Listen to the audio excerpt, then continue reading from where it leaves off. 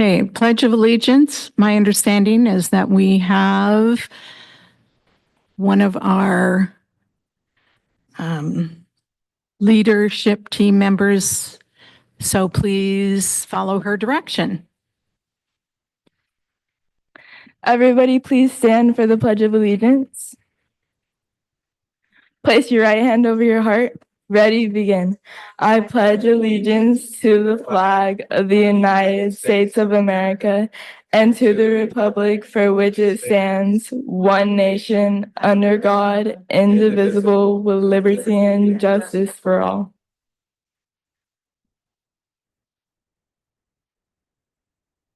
And with that, we will move into a report from our leadership advisory group led by Mrs. Stanley. Another 4 of our outstanding student leaders. I'm going to let them introduce themselves, but good evening, Board of Education, President Cordero, and members of Cabinet. We thank you again for this opportunity to bring these amazing students to you, and we thank all of their parents as well for being here in support of them. Hello, board members. My name is Matthew Gonzalez. I'm in 6th grade from Tunnel School. At my school, I'm most proud of being in the news club, Teen T80. We post weekly videos on activities, anything that's happening at school. And we interview students. And I'm also proud of being in the student council at my school, which I help kids that need help or give out presentations. During forum number 5 in February, I learned about molecular bonding in the supercells on solar panels. This has inspired me to get solar panels on my house when I grow up. I'm most proud of being selected as a student leader to represent my school and staff and students. The experience I've had of all the forums have taught me to have leadership skills and always pay attention. I want to thank the board for listening to me and all student leaderships. As we share our progress, the student leader advisory team has helped me through tough times and make new friends. This helps me practice my leadership skills and to help ensure me a bright future.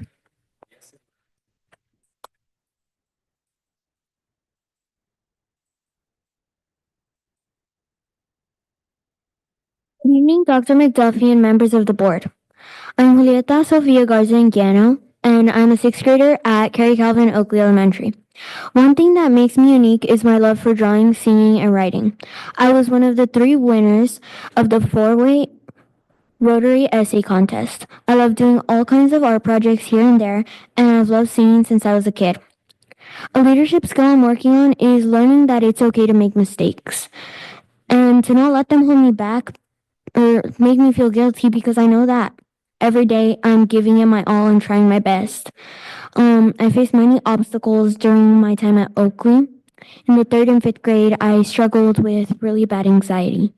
Now, what's helping me overcome it is letting go of the past and living in the now.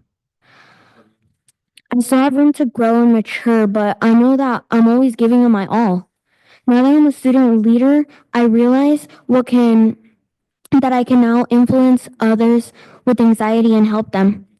I would like to thank my principal, Dr. Martinez, my vice principal, Ms. Suyasu, and most of all my counselor, Ms. Morris, for giving me this opportunity to be a student leader. That's all for me today, but thank you so much for giving me this opportunity to come up here, talk to you, and just be a student leader. Have a good night, and thank you. Oh, and remember, see it, believe it, achieve it.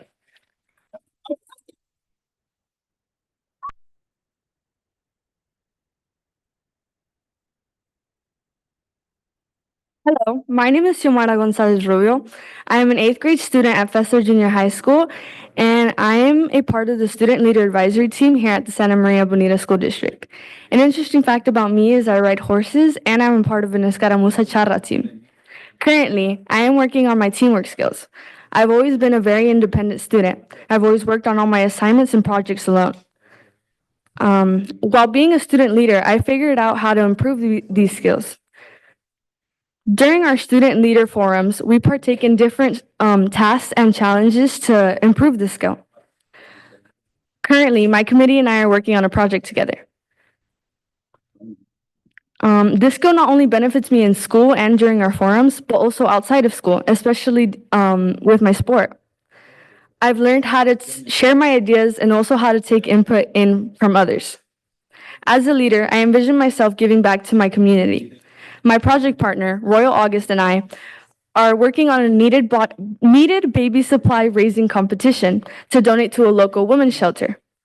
We were able to come up with this project thanks to the teamwork skills we've developed. I do believe we may face a few challenges like engagement. Keeping participants engaged throughout the competition is important. However, I can resolve this by coming up with creative ways to keep people engaged, like offering small prizes or recognition for top contributors. In conclusion, my journey as a student leader has taught me the importance of teamwork and communication. By working together, we can overcome challenges and make a positive impact on our community. Thank you for your time.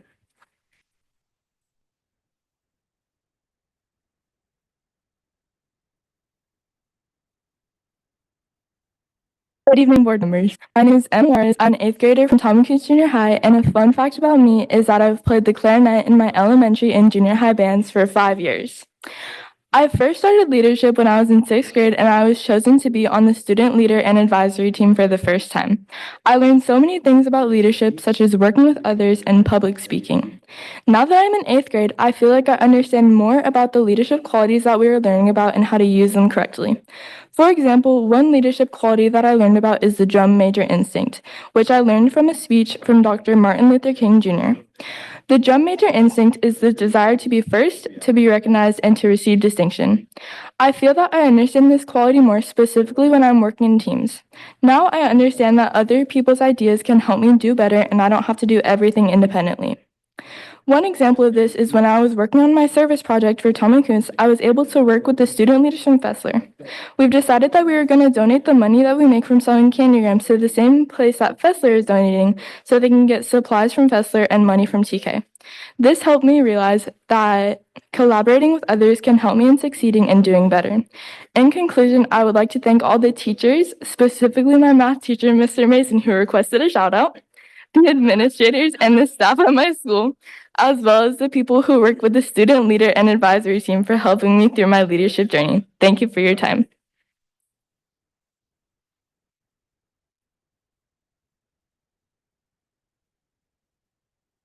Thank you very much. Prior to the conclusion, I do have some follow-up questions for the students. If I may. So my questions is, what should we start doing as a district or at your school? What should we stop doing? And what should we continue to do? So start, stop, continue.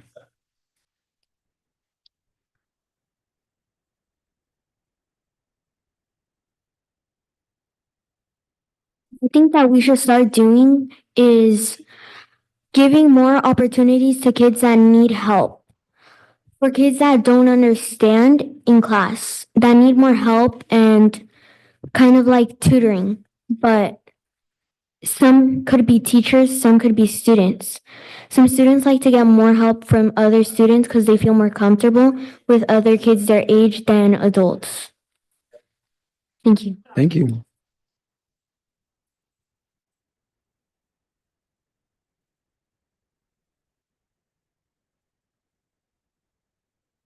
One thing I think we should continue doing at SMBSD is helping students that have language barriers in different ways, such as like having the ELD classes and like helpers for students who speak different languages and like the teachers and other students.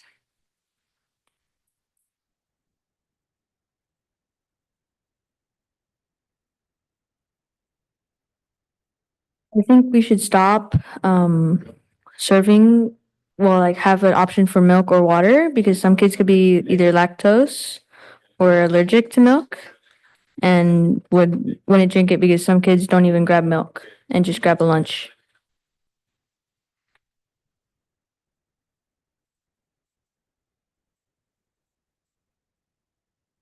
Thank you very much. For sure. Anything else, Mr. Valencia? Yeah, I just want to say thank you, students. We are always impressed with you all. Please let future advisory students know that question is coming, right? Start, stop, continue. You all did a great job answering it on the spot. So wonderful. And I heard you all say things like it's okay to make mistakes. I heard you say to give it your all. I heard you say how important it is to see it, believe it, achieve it. And when I see you all give me hope for the future because this is exactly what it looks like. And you all present yourselves better than some of the adults that come and talk to us. So keep doing what you're doing. Keep practicing those leadership skills. We're very proud of you. Thank you.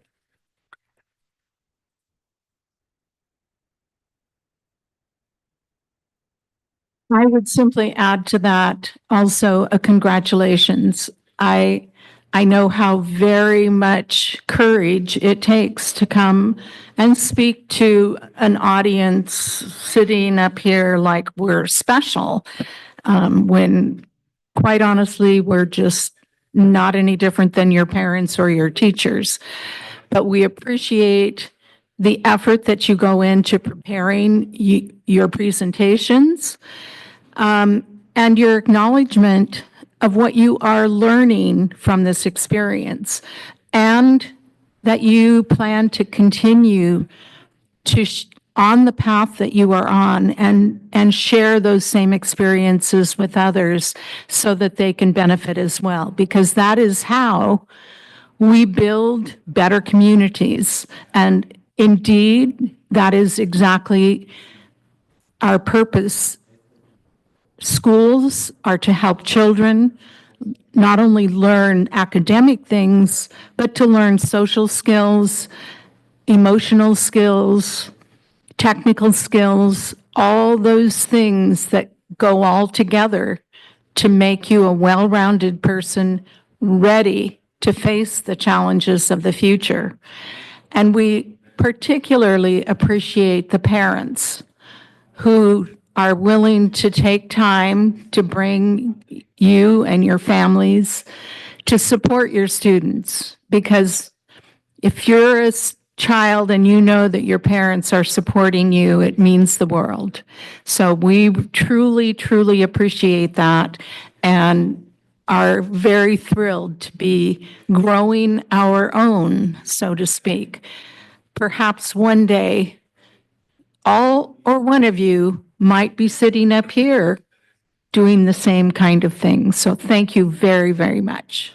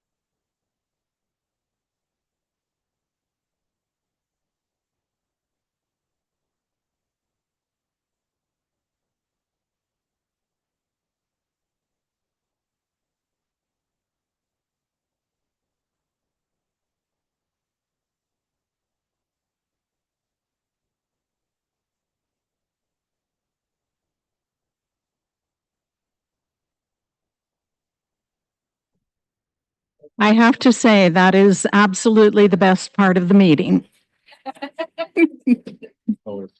It gives us real purpose. Okay, moving on to public comment period, open session. Public comments are intended for members of the public to address the Board of Education on items involving the school district. Such testimony shall be limited to 3 minutes each per person or subject, 15 minutes total each topic. If an answer to a specific question is requested, the board president will, if appropriate, direct administration to respond in writing.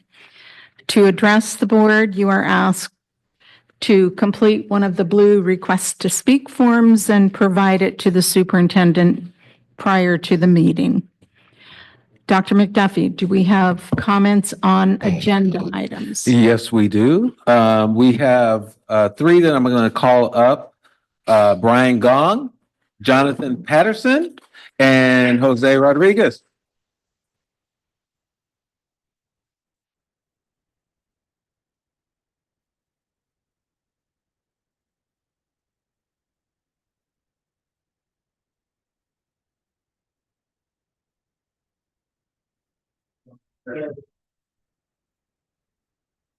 Hello, my name is Brian Gong. I'm a kindergarten teacher at Liberty Elementary School and the director at large for the Santa Maria Elementary Education Association. We are here to present SMEA's resolution to support all families and all students in Santa Maria Bonita School District. This was designed and curated by the SMEA Equity Team and endorsed by the Executive Board and Representative Council.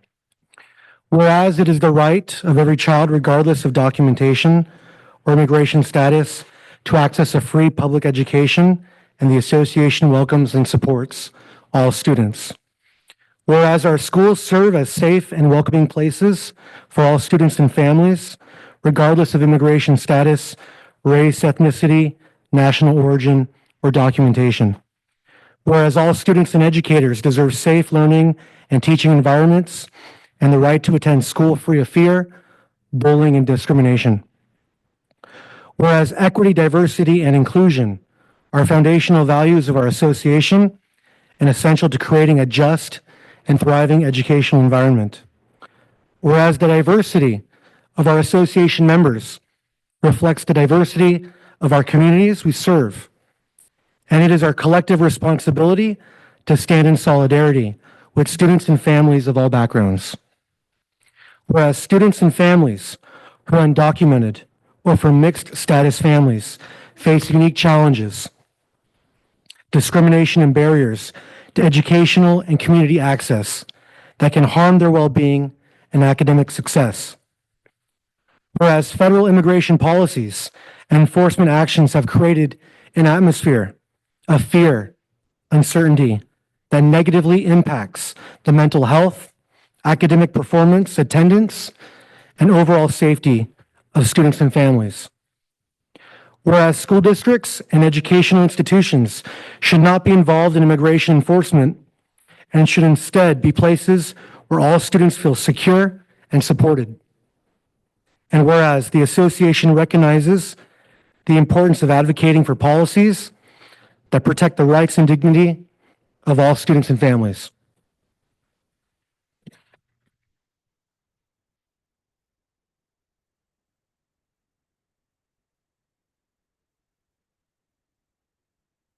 Hello, my name is Jonathan Patterson. I am an education specialist at Arianes Junior High, and I am a member of the Santa Maria Elementary Educators Association's equity team, along with Brian Gong. Good evening, board members, community members, and our sisters and brothers in UDW. Thank you. I will continue our resolution. Therefore, be it resolved that the Santa Maria Education Association stands in unwavering support of all students and families, regardless of immigration status or documentation, and commits to the following actions. 1, affirm our commitment. Publicly declare our support for all students and families, ensuring that immigration status does not determine access to education, resources, or opportunities. 2, advocate for policies. Support and advocate for local, state, and federal policies that protect immigrant students and families from discrimination, deportation, and educational barriers. 3, create safe and welcoming schools. Work with the Santa Maria Bonita School District to establish and enforce policies that prevent discrimination, harassment, and intimidation based on immigration status. 4, protect student privacy. Oppose the collection or sharing of information regarding immigration status and ensure schools remain spaces free from immigration enforcement activities. 5, uplift diverse voices. Ensure that decisions, policies, and advocacy efforts include and uplift the voices of immigrant students, families, and educators from diverse backgrounds. 6, stand against xenophobia and racism. Take an active stance against anti-immigrant rhetoric, racism, and xenophobia through public statements, educational initiatives, and solidarity actions. 7, engage with community partners. Build and strengthen partnerships with organizations that specialize in immigrant rights and services to expand support for students and families. And 8, hold leadership accountable. Demand that policymakers in the Santa Maria Bonita School District uphold the values of equity, inclusion, and protection for all students and families, and ensure that association leadership remains committed to this resolution. Thank you.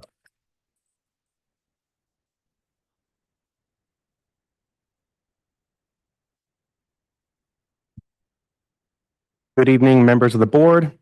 My name is Jose Rodriguez. I am the third vice president of SMEA, as well as the organizing chair and a U.S. history teacher at El Camino Junior High. But years ago, when I was an English teacher and we were more free to read novels in class, I would read The Circuit by Francisco Jimenez with my students.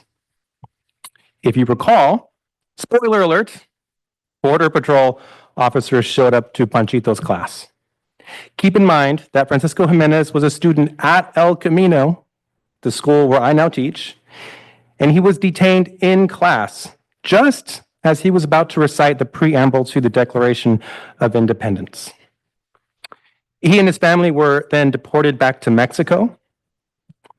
And I have to say, every time I got to this point in the novel, I would tell my students that I would never allow this to happen to them.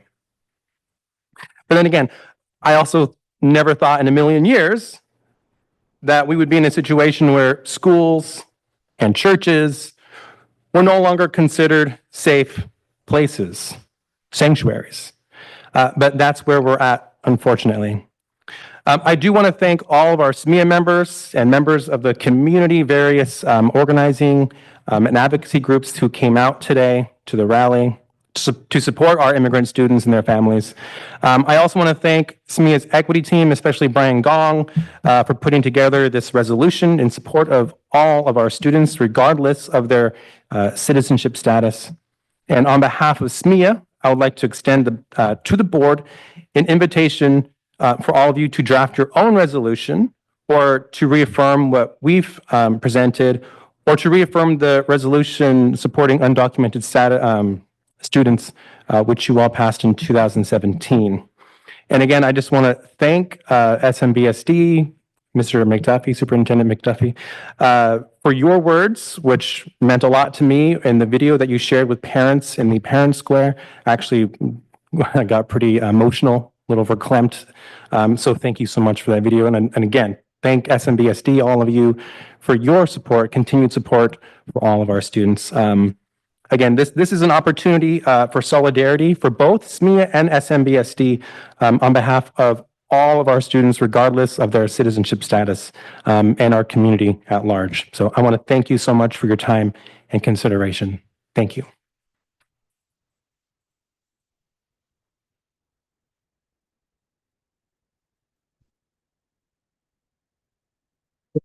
We have Luz Marie, I was going to say Luz Maria. Luz Ramirez. And then after that, Jules Bianco.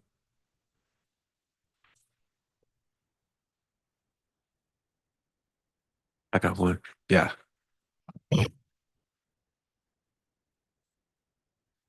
Hi, good evening, members of the board and the community. My name is Luz Ramirez, and I am a community health educator at Planned Parenthood California Central Coast. And I want to express my support for our immigrant students and families in our communities. As educators, we have a duty to create a safe, inclusive learning environment where all students feel valued and supported. In recent times, under the Trump administration, immigrants are facing increased scrutiny and stricter policies that have impacted their lives. At Planned Parenthood, immigration rights are closely tied to our mission. In Santa Maria, we engage with the immigrant population by providing comprehensive sex education in schools and other community spaces, by ensuring that everyone has access to vital, medically accurate reproductive health information. We must be proactive in protecting immigrant students by offering support to the unique challenges these students face, whether it's anxiety from the threat of family separation, trauma from past experiences, or struggles with language barriers. Schools must stand like a sanctuary, providing families with the resources and guidance they need to. Oh, yeah, sorry, my bad. Okay, my bad. Okay, schools must stand like a sanctuary, providing families with the resources and guidance they need to navigate an often confusing and threatening landscape. We urge the board to take action that sends a clear message. Immigrant students are safe here, they belong here, and we will protect their right to learn and grow in a nurturing, inclusive, and supportive environment. And thank you all so much for your time.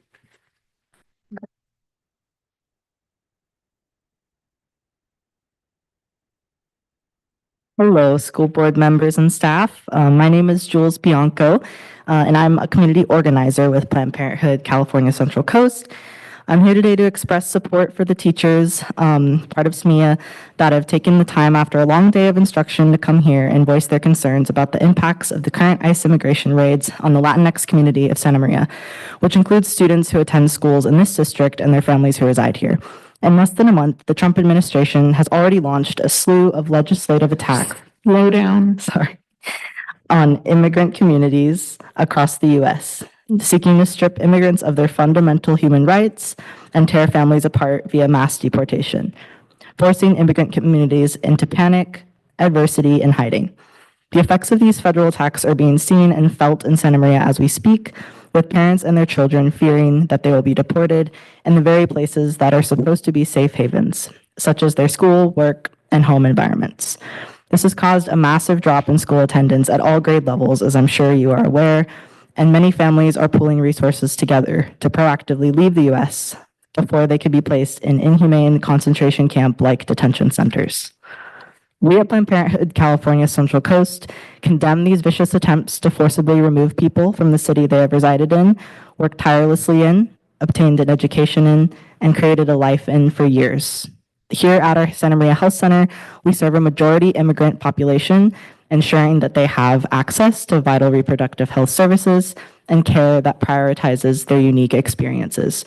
We want to make it clear that Planned Parenthood will work to protect and defend our patients and supporters regardless of background or immigration status.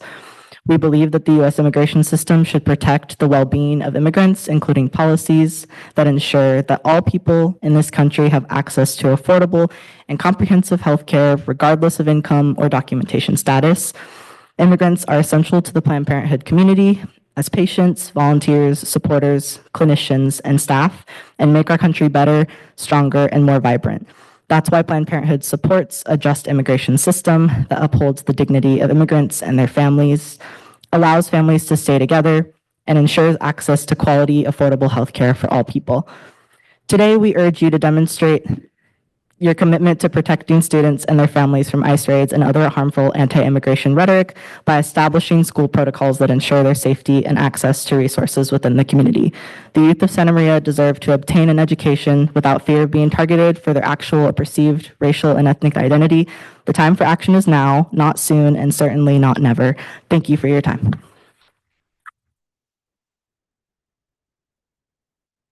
We have, oh, Corema Morales, Elvia Salazar, and I'll just call the last two as well, Francisco Lozano, and the last one I have is Juan Rodriguez. Good evening, school board members. My name is Coraima Morales. I am the Santa Maria Senior Organizer for Future Leaders of America, and I am here to speak today on behalf of our undocumented students and their families in our district. So it's undeniable that our students and families are living in fear every day because of the mass deportations that are happening all around us. Many of our parents don't want to step out of their homes from fear that they could be separated from their children and their families. This also causes students to carry the heavy weight and anxiety, fearing that they may return home to find their parents gone. Those are our students who are suffering. The students we want to see succeed and have a great future. When students don't feel safe, they cannot focus on their studies. The constant fear and anxiety weigh heavy on their grades, mental health, and overall well-being. To truly support our students, we must foster an environment where they feel secure and protected. To alleviate some fear and support our youth, we ask the Santa Maria Bonita School District to take action, reaffirming the commitment of the Santa Maria Bonita School District being a safe space district, where the school district does not collaborate with ICE or immigration enforcement. It protects students' privacy, ensuring that students and family data is not shared with immigration authorities. It creates a safe space on campus where students can openly discuss their fears and receive emotional support. It strengthens community with parents and students so that all families, regardless of language, have access to critical information. Organizations like Future Leaders of America are already stepping up to provide Know Your Rights training, family preparedness plans, and parent-student communication workshops. But we need the district commitment to ensure every student and family feel safe and supported. Our students deserve to be protected and deserve a district that stands with them. Thank you.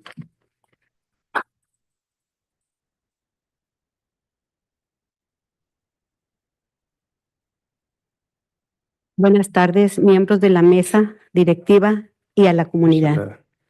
Mi nombre es Elvia Salazar Salinas y estoy desempeñando el rol de organizadora familiar en Futuros Líderes de América.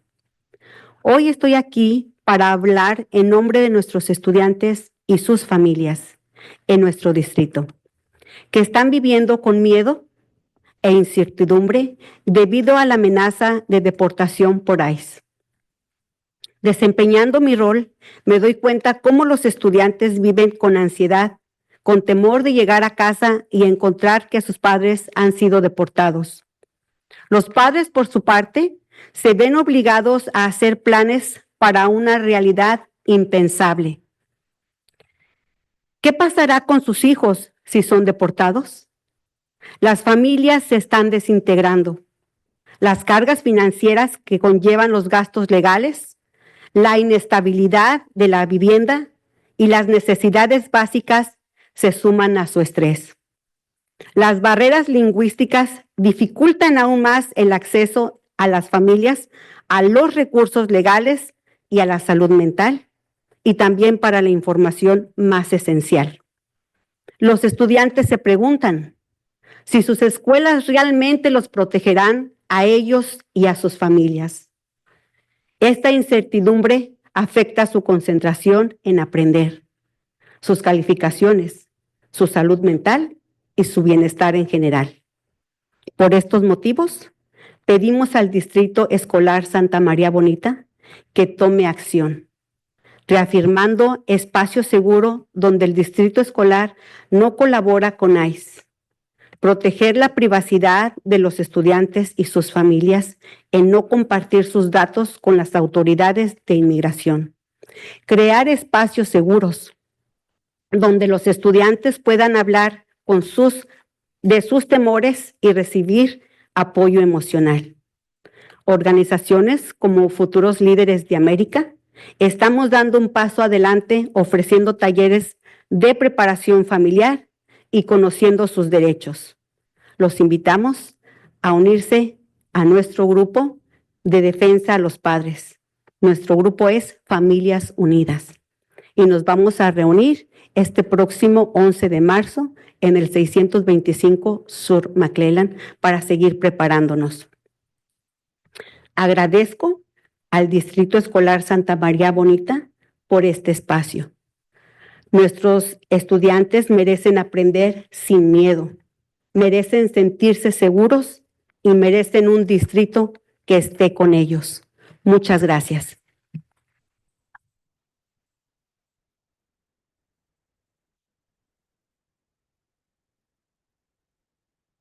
Good evening. My name is Elvia Salazar Salinas, and I am here representing our community. I'm here to talk to you about our students and our families and our district that are living in an unjust and in uncertainty due to the threat of deportation from ICE. My role is to make sure that the students are living without anxiety, without fear, and to get home, to find their parents without being deported. These parents are obligated to change plans, to make plans to a reality that is unthinkable. What would happen if your children were to be deported? The families are breaking apart. Their financial obligations are a burden. Their legal financials are becoming a burden. There's living instability. Their basic needs are not being met. There's stress. There's language barriers that are making it even more challenging to have access to these resources for families, whether it's legally and knowing the benefits that this brings when they're safe and sound to their mental health and to their emotional health. The students are asking at school, really, who's going to protect them? Who's going to protect the families? Being in an uncertain way is certainly affecting their grades, their mental health, and their emotional health in general. Which is why we are requesting that the school district of Santa Maria Bonita take action, reaffirm the space that the school district is a place that does not collaborate with ICE, protect the privacy of our students, our families, and do not share any data with authorities of immigration. We create spaces that are sure and private and secure. This is a way that we can help to control the fear and receive emotional help. Organizations like FLA are giving already steps and taking action, offering workshops to prepare the family and knowing their rights. We invite you to form part of this group and to defend our parents and our families united in FLA on March 11th. I appreciate the Santa Maria Bonita School District for this time that you've given me. Our students deserve to learn without fear. They deserve to feel safe. They deserve for the district to be with them. Thank you.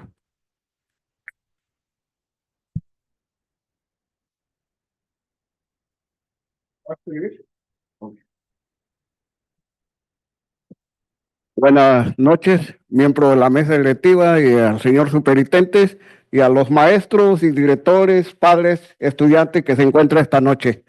Mi nombre es Francisco Lozano, como presidente del Comité Asesor de Padres Mixteco. Esta noche es un placer venir y estar delante de ustedes. Una de las cosas muy importantes que está pasando dentro de nuestra comunidad, como ustedes saben, ustedes me conocen, que realmente apoyo nuestra comunidad mixteca voluntariamente, formando un comité para poder involucrar padres mixtecos. Pero ahora vemos que no solamente afecta a los padres mixtecos, sino que afecta a todas las etnias que están indocumentadas en este país. Pero realmente ahora sí estamos hablando de un problema que viene de salud mental para nuestros estudiantes, para nuestras familias. Es difícil. Cuando yo estaba de aquel lado, siempre me tenía un miedo que voy a trabajar y no voy a regresar en casa. Pero gracias a Dios ya no estoy ahí, pero de todas maneras yo me siento todavía como esa familia que está con miedo.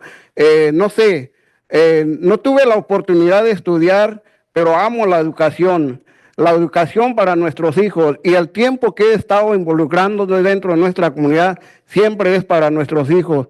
Por eso, gracias a Enlace como, Familiar, donde es parte de la señora Miramonte, la doctora Tami Castillo, el 4 de febrero tuvimos una junta del Comité Asesor de Padres Mixtecos, donde pedimos que traigan al Departamento de Policía para hablar si no están colaborando con el ICE. Y entonces, pues si nos hicieron el favor de traerlo, pero también nos estaban ayudando repartiendo también las tarjetas rojas que viene siendo por parte de derechos constitucionales. Así es que yo los invito a ustedes para que hagan una resolución también para poder que el distrito, las escuelas, estamos todos unidos como una familia, porque realmente sí lo somos. Porque sin nuestros hijos, ¿qué serían ustedes? Y sin ustedes, ¿qué seríamos nosotros? O sea, ni uno ni con otro. Por eso yo creo que es un tiempo donde vamos a estar apoyando unos a otros para poder vivir sin miedo, sin trauma, sin ansiedad, todo lo que pueda suceder dentro de nuestra comunidad.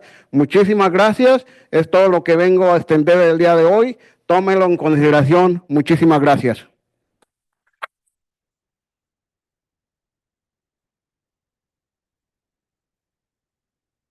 Good evening, members of the board, cabinet, and superintendent. My name is Francisco Lozano, and I am chairman of the Mixteco Advisory Committee.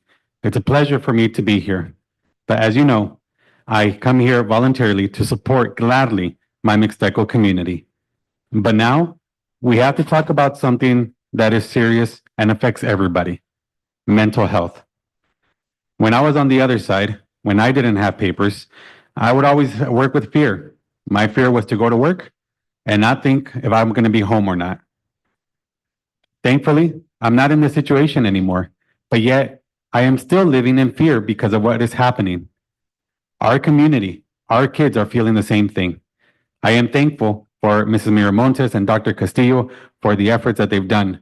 February 4th, we had a meeting with our Mixteco Advisory Committee, and we had the authorities come and talk with us to make sure that they are not collaborating with ICE. They told us what our rights were and what the policies exist. Therefore, I request that the Santa Maria Bonita School District make a resolution to show that we are united. We are a family. Yes, we are a family. We don't survive one without the other. It's time to be able to live here without anxiety, without stress. Thank you for your time, and please consider it.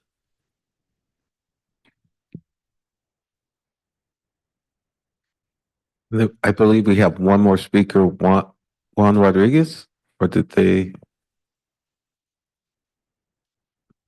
Nope. Okay. That's all we have. Thank you. Thank you, Dr. McDuffie, and thank you to all of our very passionate presenters this evening. Let's move on to approval of the agenda as presented. Dr. McDuffie? Yes, President Cordero, I'd like to pull action item Dr. McDuffie, just for a 11A. second, please, if I may. I wanted to check in regarding the public comments. I wanted to see if we can please follow up on the requests for these resolutions from the public. What is the process to consider those requests? We could do that during new business or during your comments. We can maybe talk about that, but not after public comment. Yeah. Thank you. Like to pull action item 11A.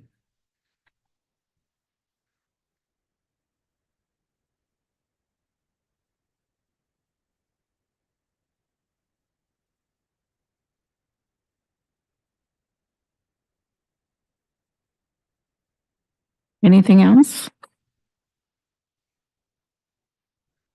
All right. I would ask for a motion for approval of the agenda as amended. I'll move to approve the agenda as amended. I'll second. It has been moved by Mr. Hollinshead, seconded by Mr. Lara. to approve the agenda as amended. Consent items. Actions proposed for the consent agenda are consistent with adopted policies and approved practices of the district. We haven't voted. For the agenda. Oh, okay.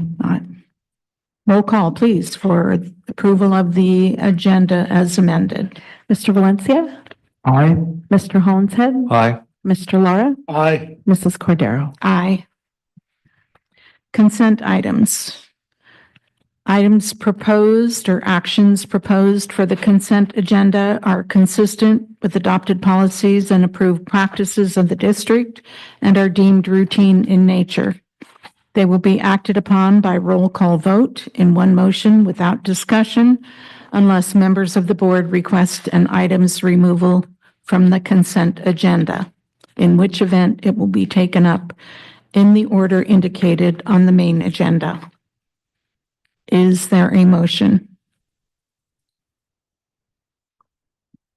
I'll move to approve the consent agenda as presented. I'll second. It has been moved by Mr. Hollinshead, seconded by Mr. Valencia to approve the consent agenda. Roll call, please. Mr. Valencia? Aye. Mr. Hollinshead? Aye. Mr. Lara? Aye. Mrs. Cordero? Aye. Motion passes. Moving on to action item 11B.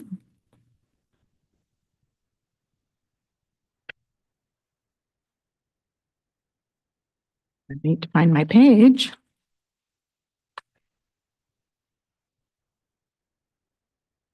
Ratification of salary understanding with administrators in management service. Dr. Bland. Well, good evening, board. Dr. McDuffie, cabinet, audience. So a tentative understanding has been reached between the district and the administrators in management service, AIMS, for an on-schedule salary increase of 1% effective July 1, 2024 for the 24-25 school year, and also a one-time off-schedule payment of $1,700. Both the retroactive salary increase and the one-time payment will be issued as soon as practicable following board approval. All management and confidential employees employed as of the board approval date will be eligible for these increases retroactive to July 1, 2024. In accordance with the requirements of the Government Code, Section 3547.5, the superintendent and chief business officials of Santa Maria Bonita School District hereby certify that the district can meet the costs incurred under this understanding with the administrators in management service AIMS. Any questions for Dr. Bland? Yes. Dr. Bland, can you please explain how the negotiation process works, or is there even a negotiation for AIMS members, and who are AIMS members? AIMS members are our principals, our basically management, certificated and classified management. There's not a negotiation process. There is an agreement or a discussion with superintendent, and then an understanding reached from there. And do you happen to know the why behind that? Like why they don't have to negotiate? Because they are an association. They're not they're an association. They're not a union. And then could you give us some context? How does it work in terms of the pay increases? Is it all dependent on what the certificated get, what the classified get? Could you give us some context regarding that? Like, how do we get to these figures of 1%, et cetera? So this is an extension of, as of a Me Too agreement based on our agreement that we had with SMEA, our certificated team, our certificated unit, and as a way to recognize and also advance that to our administrators. This is also offered to them as well too.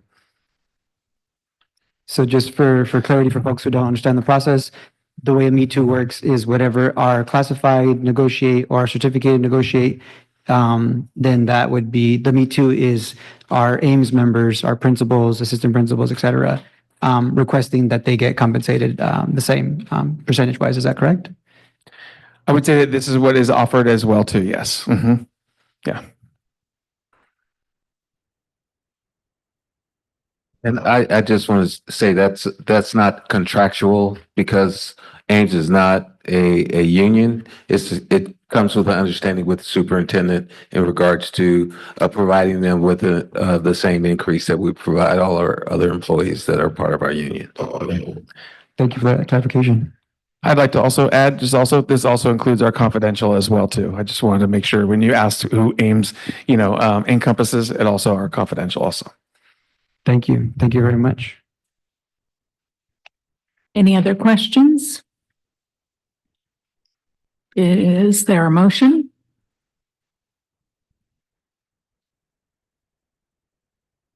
I'll make the motion that the Board of Education approve the tentative salary understanding with Ames as presented. Second.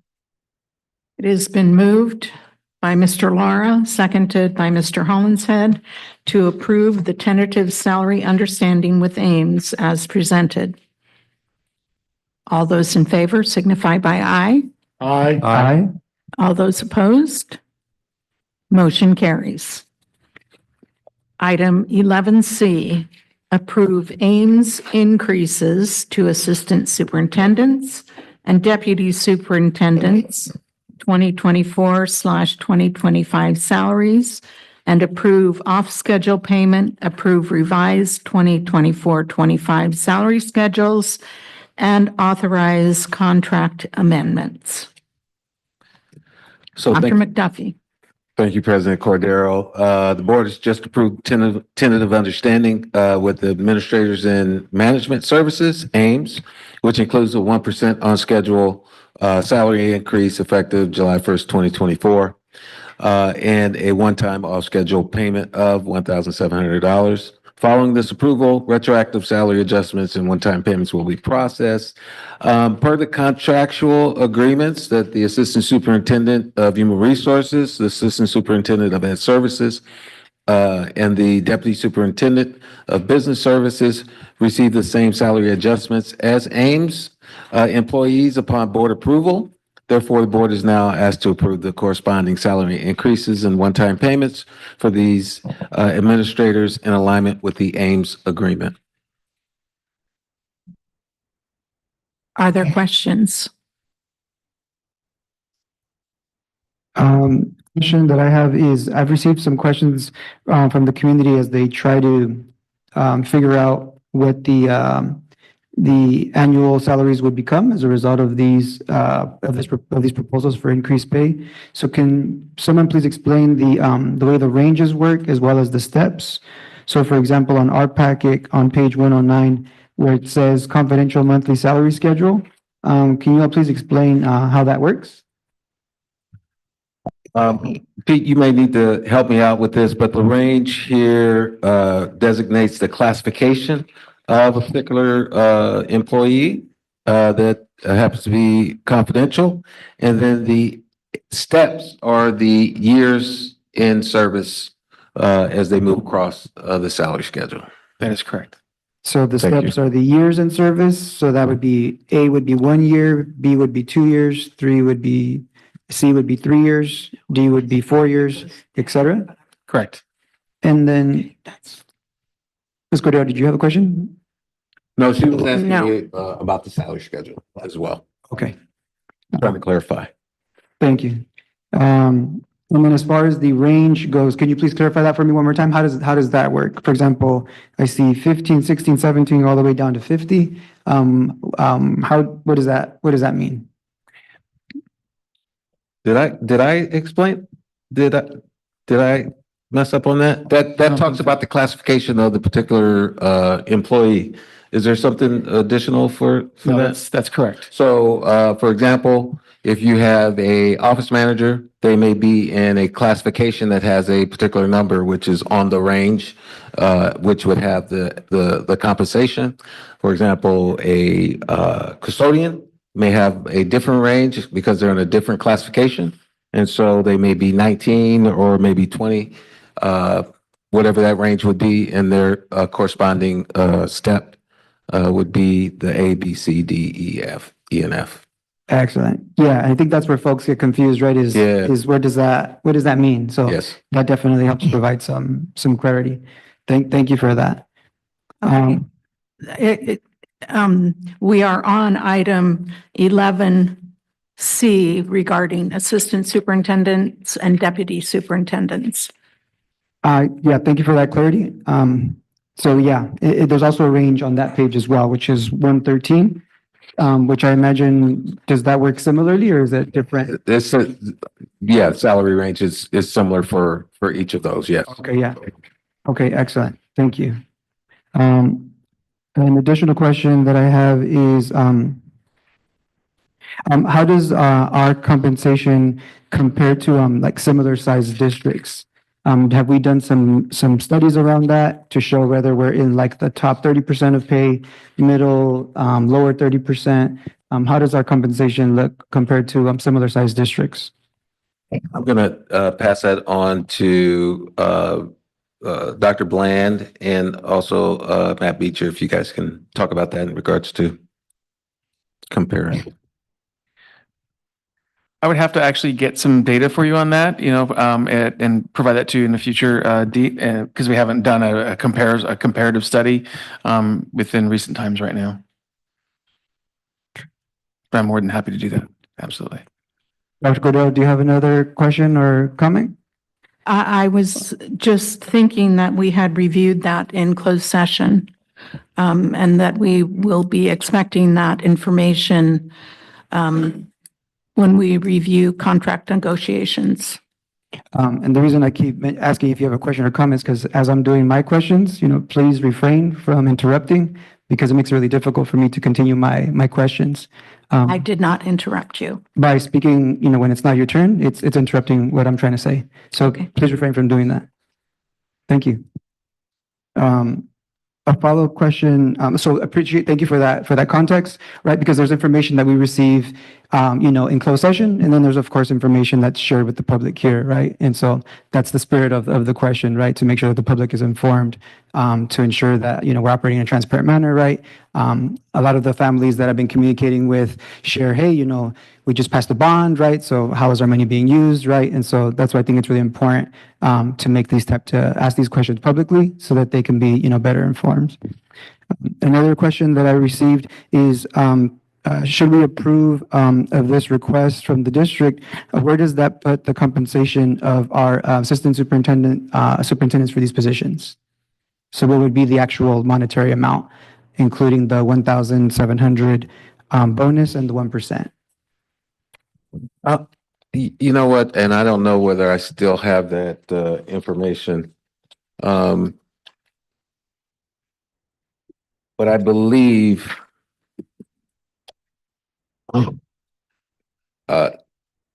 if we want to, if there are any more questions, maybe you can ask. I can find that information. Sure. Yeah. So essentially, what I've been asked is, pending approval of the board of this request, what is the actual annual salary? What does it become for year 2024, 2025? So that's the question at the moment. Mr. Holland? Yes. Yeah. Yeah, and I think as we also discussed in closed session, I think for us as board members, this isn't always the best place to try and convey that information. We don't know who's watching or who is in the audience. So I think it's upon us then to do our due diligence to see where the information is and convey that to our constituents within our district or whomever is asking the question, either getting it from the entity who has that information here, or what we've done in the past, certainly when we've hired assistant superintendents and been looking into salary schedules, is we've looked at comparative districts and seen what the salary schedules are ourselves in preparation for hiring. So we know that it's not always something that is incumbent upon, say, our lawyer or somebody else to present us with. If we're doing our due diligence, we're not just taking, we're going out and doing some of that legwork. So I know when we've been asked those kinds of questions in the past, and when we've done preparation for hiring, we've sought out that information on our own as well. So I think that's something that bears witness well too, is that we can validate or verify that the information is accurate, and that we've kind of looked into it. It validates that you're listening and that you're doing that due diligence, that you're not just going to ask somebody else. So I think it can be done kind of in a collective way. I know that's kind of how I've approached it. So I would encourage you to look at some of those things so that when you get the information, you can ask even more questions, right? Or you can feel like you're informed to get at getting the information you're getting. That helps me. So I appreciate that context, Mr. Hollinshead. I think, when the questions that I get is, for example, like the ranges and the steps, like folks ultimately want to know, right? Like, what is the pay, right? What's the final number? And I think that's a reasonable request, right? So unless there's anything illegal about stating that number publicly, then I don't see why that number can't be stated, right? That's essentially all I'm asking, is there's information that we receive, right, as school board members, and then there's information that, that we can also share with the public. And so if we are, if the public is asking us to justify, right, what the pay is, then they should know what that pay is, right? And then have a conversation if that's reasonable or not. So I can assure you that I do my due diligence and that You're asking for information that you don't have. That's not doing your due diligence. We did our due diligence when we hired these people. Okay. If you're asking for a salary range of comparative districts, then you haven't done your due diligence. That's all I'm saying, is do some work. Don't just ask other people to do it for you. So, I mean, if you want to come at me and tell me I'm misconstruing something, then that's incorrect. Fair to ask what the numbers are, fair to ask them in public and have them given. That is something they can look up themselves. But definitely, if you want to do that, for sure, do it. And we can do it in public, and you can give them a heads up before you get to the meeting that you're going to be asking that, so that they can have that number when we come to the meeting. But continuing to go about this in the way that you're going about it is not coming off as informant. It's coming off as combatant. And that's not conducive to anything that we're trying to do here. So ask for the information and then move on.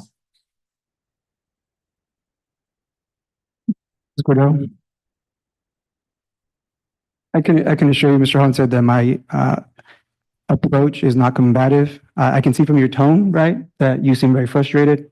The spirit that I'm coming at this with is transparency, ensuring that I do my due diligence as a fiduciary. If there's anything illegal with what I'm requesting, then please let me know, because I don't want to do anything illegal. But if there's not, then what's the matter with the member of the public, through myself, being able to ask, what does the final compensation look like? I will answer that question, since we all received that information prior to the meeting.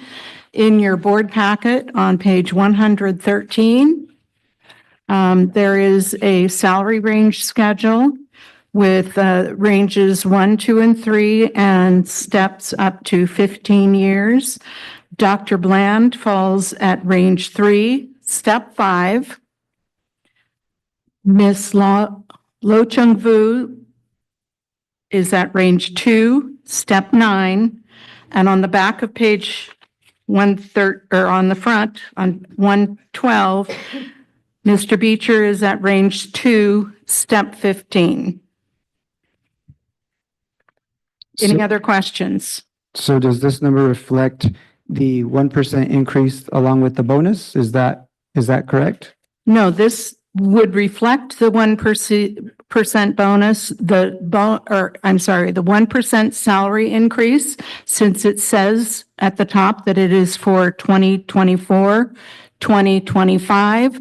The bonus, as with any other member of this district, is not on the salary schedule. It is paid separately. It was purposely left off the salary schedule. It's a one-time bonus. Gotcha. So do these figures coincide with the figures that were sent through our emails? Yes. Okay, because the figures that I received through my email are different than the ones that I'm seeing here. I'm sorry, I don't understand your question. So the figures that I've seen in the emails that I've received don't match these figures. And so that's why I'm asking the question, should we approve this 1% and 1,700 bonus? What would the actual number be, the final number? Well, quite honestly, I did not compare whether the numbers matched. I didn't look at the numbers. I looked at the ranges and the steps, which is what you had asked about.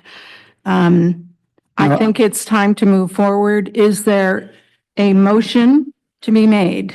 Prior to the motion, can I please have my question answered? What is the final compensation if we were to approve the 1% with the bonus? That's my question. It's in the room. Thank you. Thank you, Mr. Halsey. I'm just going to read it from my phone if I can. Go ahead. Are we talking about the memo? Yeah, Is that okay? I have it here on my phone. So, we're talking about range 3, step 5. Are we talking about the actual salary? We're talking about the actual salary, Dr. McDonald. So salary with salary, the current salary is 198,514. With the 1% increase, it would be 200,499. Step 5, range 3. Yes, that's Dr. Bland, which is what it says in the email. For Ms. Lo Chung Vu at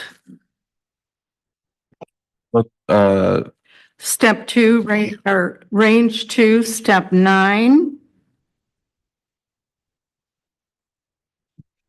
It is 218,548.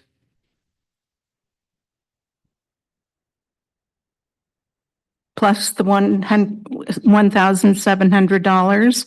And for Mr. Beecher, it would be range 2, step 15.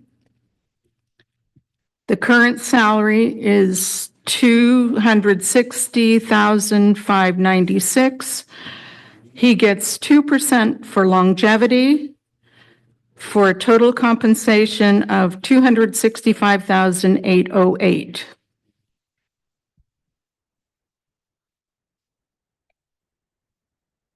Is that transparent? Are those the figures that we received through our email? Yes, they are. Okay. I'm looking at my phone. Thank you. Thank you very much. Any other questions? Please watch your tone with me, Ms. Cordero, because it comes off as very rude. Well, I think you have been very, very rude, Mr. Valencia. Highly disagree. Is there a motion on the floor?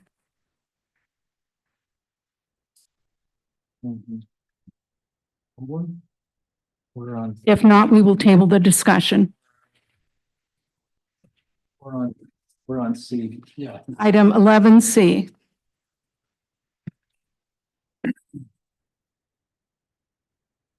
I'll make the recommendation. It is to recommend that the Board of Education increase the Assistant Superintendent of Human Resources and Educational Services and Deputy Superintendent's salary and salary schedule by 1% effective July 1st, 2024 for the 24-25 school year, and authorize a one-time off-schedule payment of $1,700 to the Assistant Superintendents and Deputy Superintendent, with a retroactive salary payment and one-time off-schedule payment to be paid as soon as practicable following board approval, that the board approve the new salary schedules and that the board authorize the board president to execute contract amendments with the assistant superintendents of human resources and educational services and deputy superintendent reflecting these actions.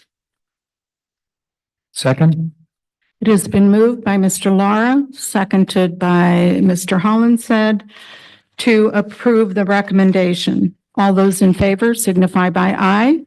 Aye. Aye. Any noes? Motion carries.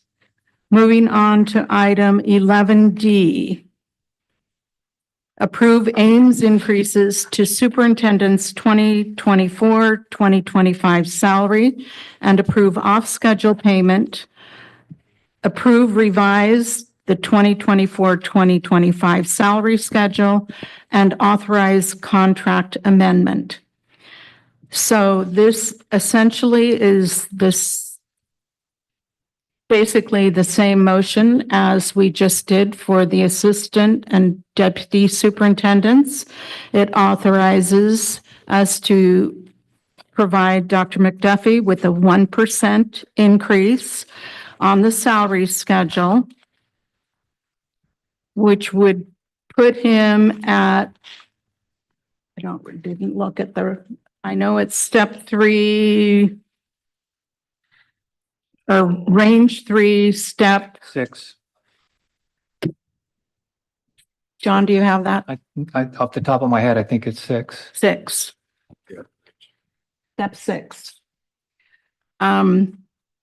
With the one-time payment of $1,700, and that base salary would be $292,307.66.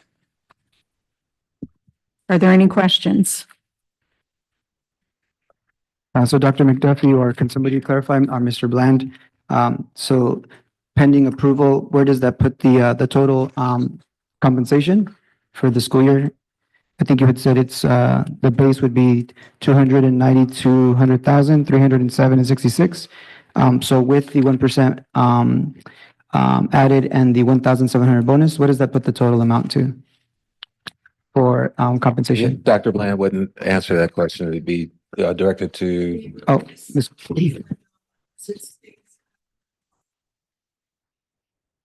Is for the 2024-25 school year, so it already reflects the 1% increase. The $1,700, you would just get your calculator out and add that to the total. 290. So then the total would be 294K. Is that the total with the 1%? That's what we found out in there. Okay. So is that the total figure? Range 3, step 6. It's on page 115. I see that, Ms. Cordero. What I'm asking for was what's the final figure? Yeah, just add 17 to that. So we add 1,700 to that. Yeah. And that Correct. gives us the final compensation. Is that correct? Great. Thank you very much. Are there any additional questions? Is there a motion? Long one, isn't it? Yeah, you go ahead. You can do your speed reading. Okay. I'll move to approve that the Board of Education increase the superintendent's salary and salary schedule by 1% effective July 1, 2024 for the 2024-2025 school year and authorize one-time off-schedule payment of $1,700 to the superintendent with retroactive salary payment and one-time off-schedule payment to be paid as soon as practiced following board approval, that the board approve the new superintendent's salary schedule and that the board authorize the board president to execute a contract amendment with the superintendent reflecting these actions. Mr. Hollis, I've got to slow down for the translation interpretation. She told me I could speed read, dude. I apologize. Can you read it? Oh, you don't? Okay. I'll go again slowly. I'll move that the Board of Education increase the superintendent's salary and salary schedule by 1% effective July 1st, 2024 for the 2024-2025 school year and authorize a one-time off-schedule payment of $1,700 to the superintendent with the retroactive salary payment and one-time off-schedule payment to be paid as soon as is practicable following board approval, that the board approve the new superintendent salary schedule, and that the board authorize the board president to execute a contract amendment with the superintendent reflecting these actions. Is there a second? And I'll second. It's been moved by Mr. Hollinshead, seconded by Mr. Lara to approve the recommendation. All those in favor signify by aye. Aye. Any opposed? Motion carries. Moving on to item 1011E, Resolution 24-18, approving the absences of board members from meetings of the Board of Education. Thank you. Dr. McDuffie. Thank you, President Cordero. The attached resolution must be adopted in order to compensate board members for absences from board meetings to perform services outside the meeting for the district. The board member was ill or on jury duty, or the absence was due to a hardship deemed acceptable by the board. Are there any questions? Mr. Valencia, would you like to read this resolution? Are you referring to the board member resolution? Yes. No, I would not like to. Would you like, why would you ask that? Is there a motion? I'll make the recommendation that the Board of Education adopt resolution 24-18, approving the absences of board members from meetings of the Board of Education as presented. And I'll second. It has been moved by Mr. Lara, seconded by Mr. Valencia to adopt resolution 24-18. Roll call, please. Mr. Valencia, Aye. Mr. Hollinshead, Aye. Mr. Lara, Aye. Mrs. Cordero. Aye. Motion carries. Item 11F, adopt resolution number 24-19, release and non-reelection of probationary certificated employees. Dr. Bland. Hello again. The board is requested to adopt resolution number 2419, authorizing the governing board to release and non-reelect probationary certificated employees, Education Code 44929.21B.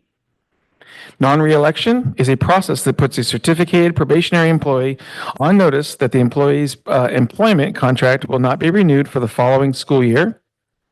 Education Code Section 44929.21B authorizes the governing board to give notice to probationary certificated employees of the board's decision to non-reelect the employees for the next succeeding school year at any time prior to March 15th for the employee's second complete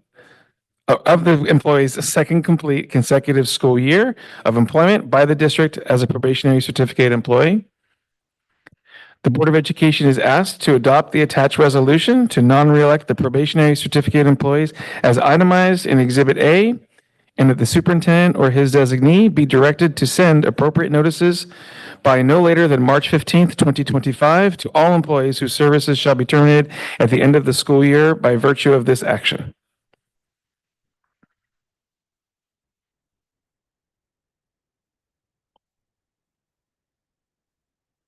Yes.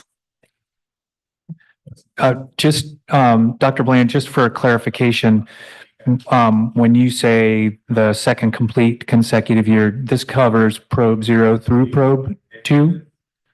Correct. It's encompassing of all, yes.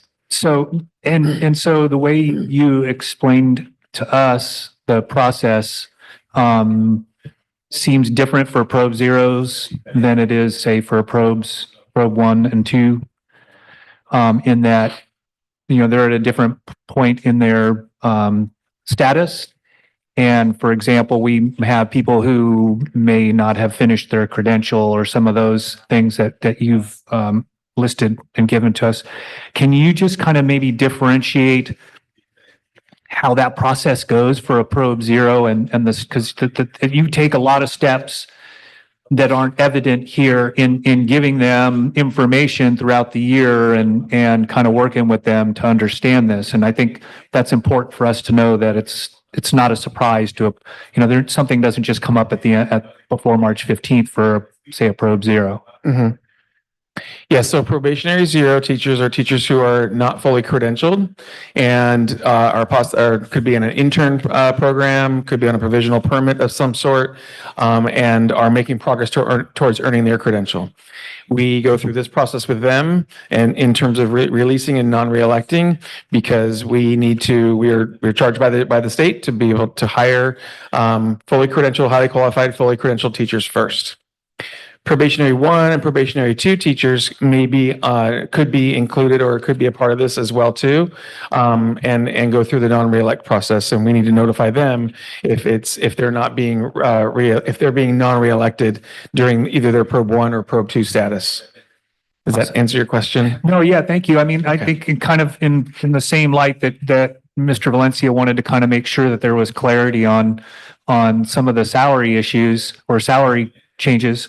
I think you've done a really good job at trying to work with the probe zeros because last year there was some reflection by some that there was a little bit of surprise on their part or misunderstanding about the process. So I just wanted you to have a chance to note what you've done to make that process smoother and so that those probe zeros understand what's happening when we get to this point and it's a little maybe less harrowing and they understand what steps they can take.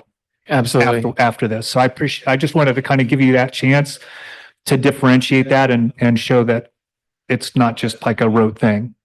So thank you. Absolutely. I would just add to that teachers that are not fully credentialed, we are obligated to hire fully credentialed teachers. So in order to make space for someone possibly to take their place who is fully credentialed, we cannot just automatically retain them. Correct. Any other comments or questions? Is there a motion, please? I'll move that the Board of Education adopt Resolution 2419 authorizing the non-reelection of probationary certificated employees as presented. I'll second. It's been moved by Mr. Hollinshead, seconded by Mr. Valencia to adopt Resolution 24-19. Roll call, please. Mr. Valencia? Aye. Mr. Hollinshead? Aye. Mr. Lara? Sorry. Aye. Mrs. Cordero? Aye. Motion passes. Item 11G, Resolution number 24-20, release of temporary certificated employees. So the board is requested to adopt resolution number 2420, authorizing the governing board to release temporary certificate employees at the end of the 24-25 school year, Education Code 44954B. The Education Code requires that the Board of Trustees notify temporary certificated employees before the end of the school year that they'll be released from employment at the end of the 24-25 school year and will not be reelected for the succeeding school year. The Board of Education is asked to adopt the attached resolution to release the temporary certificate employees as itemized in Exhibit A at the end of the 24-25 school year, and that the superintendent or his designee be directed to send appropriate notices to all employees whose services shall be terminated at the end of the current school year by virtue of this action, no later than March 15th, 2025. Any questions or comments? Is there a motion? I'll move to approve the attached resolution 2420 authorizing the release of temporary certificated employees as presented. I'll second. It's been moved by Mr. Hollinshead, seconded by Mr. Lara to approve resolution 24-20. Roll call, please. Mr. Valencia? Aye. Mr. Hollinshead? Aye. Mr. Lara? Aye. Mrs. Cordero? Aye. Motion passes. Item 11H, Resolution 24-21, resolution reduction or elimination of particular kinds of services performed by certificated employees. Dr. Bland. Hello again. Yes, Education Code 44955 authorizes school districts to eliminate and/or reduce particular kinds of certificated services. Certain services now being provided by certificated positions must be reduced for the 25-26 school year based on the elimination of certain funds, the district's needs, and the district's fiscal health. A total of 2 positions amounting of 2.0 full-time equivalents are being eliminated. It is projected that due to resignations, natural attrition, and retirement, that no employees will be laid off. Rather, this reflects the reduction or elimination in positions, not employees. Any questions? Hearing none, is there a motion? I'll move to adopt the attached resolution 2421 authorizing the reduction or elimination of particular kinds of services performed by certificated employees as presented. I'll second. It has been moved by Mr. Hollenshead, seconded by Mr. Valencia to approve resolution number 24-21. Roll call, please. Mr. Valencia. Aye. Mr. Hollenshead. Aye. Mr. Lara. Aye. Mrs. Cordero. Aye. Motion carries. I believe you're off the hook now, Dr. Bland. Moving on to discussion items. Number 12A. At this time, we will hear an update for the local control and accountability plan from Dr. Humphrey. Thank you.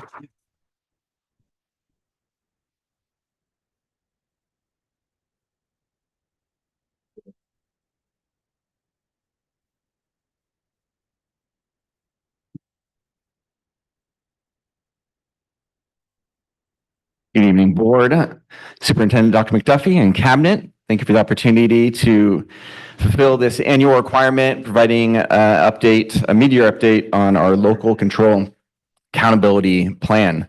This is a CD requirement and a chance for us to revisit the actions and services that are funded by this supplemental source, as well as do some fiscal progress monitoring on the allocations, current balance for all of them. As a refresher, our LCAP is currently halfway through the first of its 3-year cycle. It is 4 goals aligned to our SMBSD strategic plan, serving over 17,000 students across 21 different schools. Throughout the development of this plan, we go above and beyond in exceeding the ed partner engagement and consultation requirements. It's a year-long process where we get to engage the local community and our ed partners in a number of different venues, ranging from our LCAP community workshops, DLAC, working with the students themselves, going to junior high school site visits, district committees, online surveys, and then leveraging our school site councils as well. Throughout each of these opportunities, we're able to leverage the online platform Thought Exchange. It gives us the most accessible way to both analyze and distill a real vast volume of information and input from our ed partners. It also offers a level of anonymity for the participants, provides transparency as we're able to post the results following each one of those workshops or committees that they engage in the platform. So far, throughout this year, we've had over 350 participants providing over 350 contributions of individual input, over 3,500 ratings. Some of the themes that have surfaced so far for potential investments are smaller class sizes, family resource centers, increase in substitute teacher pay, increase in family engagement nights. Exceeding the CE requirement for a K school district, we also work hard to engage our students. We go to the junior high site visits. We do what's become a tradition in working with our student leader group, where we go and do a workshop specific to them. They're able to use Thought Exchange. They're able to provide their input and then not just surface some of the top priorities, as a student perspective, but they're also given $100 in SMBSD currency where they take the next step. And not just, every idea is fantastic. When everything's important, how do you prioritize limited funding? So they provided buckets thematic to the top pieces of input from the students. And then they have to distribute that funding along with their priorities. Maybe it's all important to them. They put 25 SMBSD dollars in each. Maybe they love one of them. Field trips, and they put $100 just in that. But it helps try to plant the seed for prioritizing. Who knows, they could be in one of your seats one day, and it would help with some context and reference that they've been working on since they were a student within the district. Some of the top rated thoughts from our students are an increase in field trips, better food options, and more family engagement nights. There's a lot of important work that's done at the local level, but there's a ton of work behind the scenes that we coordinate at both the state level, all the way down to Los Angeles County Office of Education. There's always evolving legislation, statute, work that we have to ensure that we're meeting the compliance requirements along with the local autonomy that this funding provides. The closest partner that we have with this, besides our state partners, is the Santa Barbara County Education Office. They're our final authorizers for this work, and we work very closely with them to ensure that we're meeting the compliance all along the way.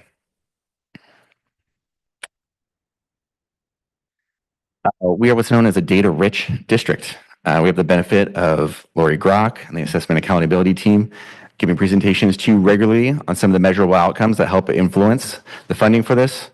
You've been privy and made aware of our student results throughout the year. Some of the top executive summaries that you get that have the most influence are our CASP results, our LCAP results, and our student progress with NWA MAP as our local formative assessment. And revisiting the goals, again, aligned with the SMBSD strategic plan, you'll see goal 1 is a good example that each of our goals must align with one of the 8 state priorities, has outcome measures aligned to it. We spotlight here some of the new or expanded actions and services aligned with each one of these goals. So for goal number 1, we will engage families and community to fulfill our mission. Student ed partner engagement, consultation. We've increased funding for parent education programs, as well as increased funding for our trilingual and bilingual translators. In goal 2, we will recruit, support, and retain high-quality staff. We provided additional funding for professional learning, specifically the English language development work, as well as funding towards the recruitment and retention of experienced and qualified certificated teachers. Across the board, you'll see in all 4 goals, by far, our highest investment is towards staffing throughout each one of the goals. In goal 3, we will provide structures and facilities to support inclusive learning experiences. You've seen an improved increase in our infrastructure source for this, as well as one of our more significant new actions and services was the funding to develop a multilingual program. Staffing, professional learning that goes along with it. Dual language work, which you've gotten regular reports on. In goal 4, we will nurture the whole child. Again, a lot of staffing you'll see funded with this supplemental funding source.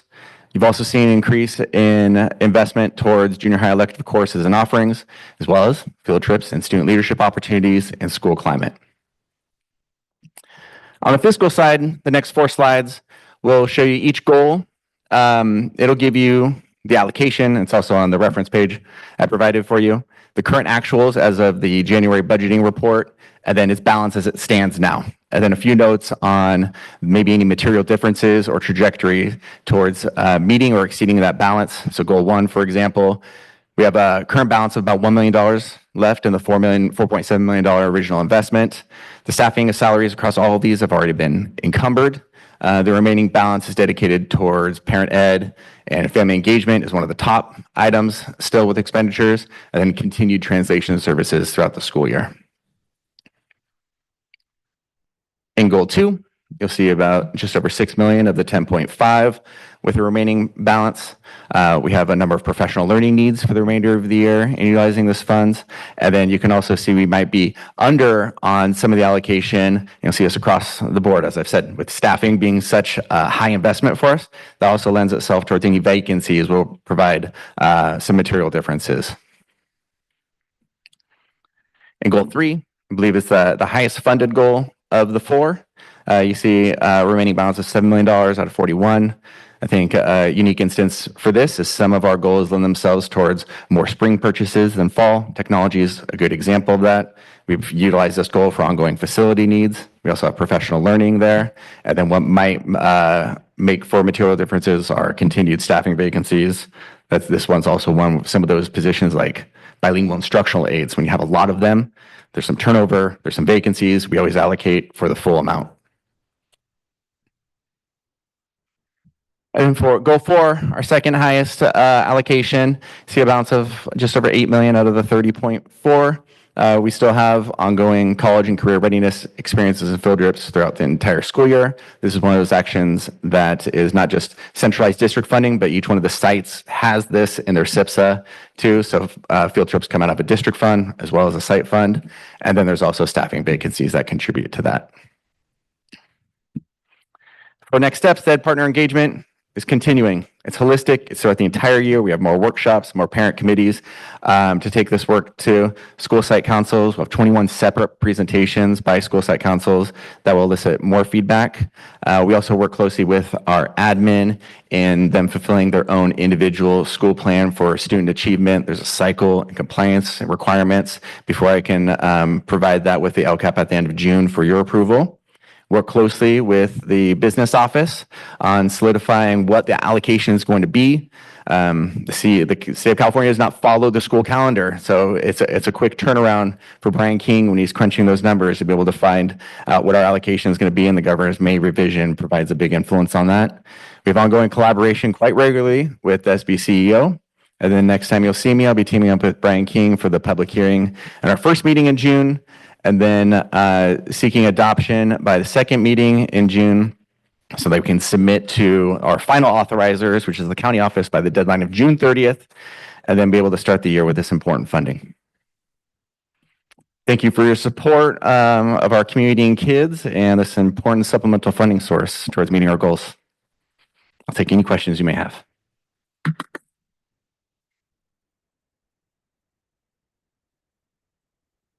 Any questions? What have the conversations been in DLAC regarding our dual immersion program? We've been receiving, some updates, and some public comments regarding how much of a priority it is, for people in our community. So what conversations have taken place regarding DLI expansion?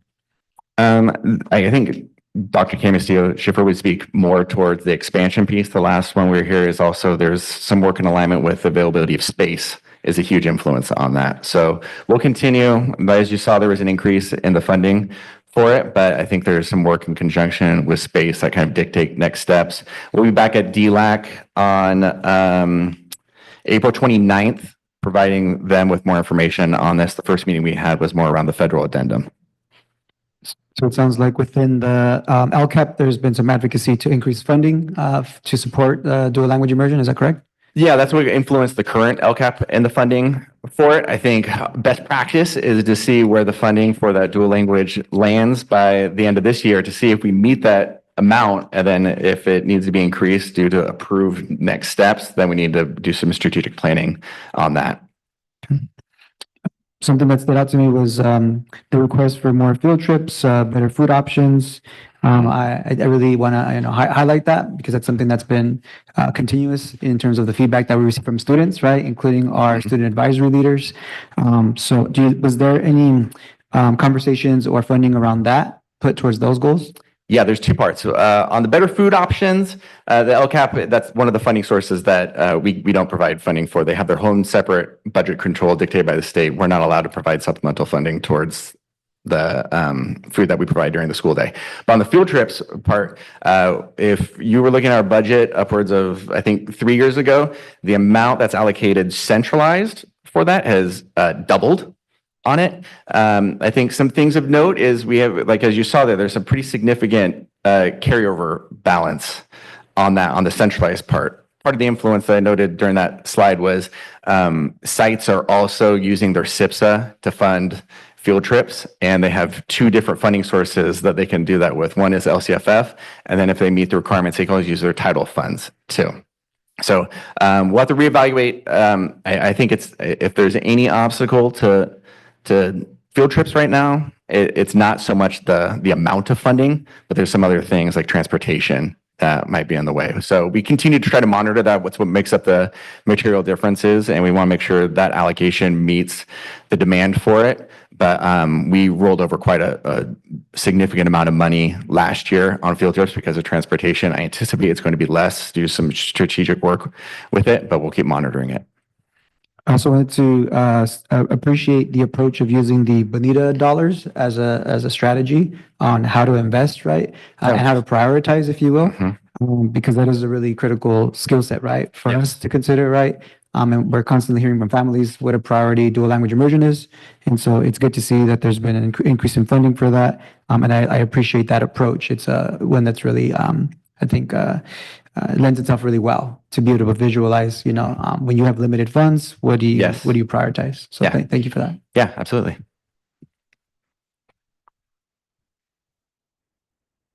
Any other comments or questions? Okay, thank you, Dr. Humphrey. Thank you. We look forward to seeing the finished product. Yes, June. Hopefully we can overcome the staffing issues and transportation issues so that we can spend all that money.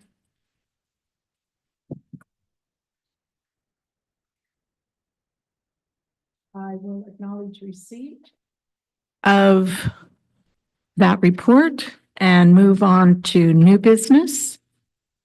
Any new business? My requests for new business are to follow up on a few items. One is I received from a community member a letter from the Lompoc Unified School District. They wrote a letter to the federal government, to the president, and the folks that are in charge of immigration services, the Secretary of Homeland Security.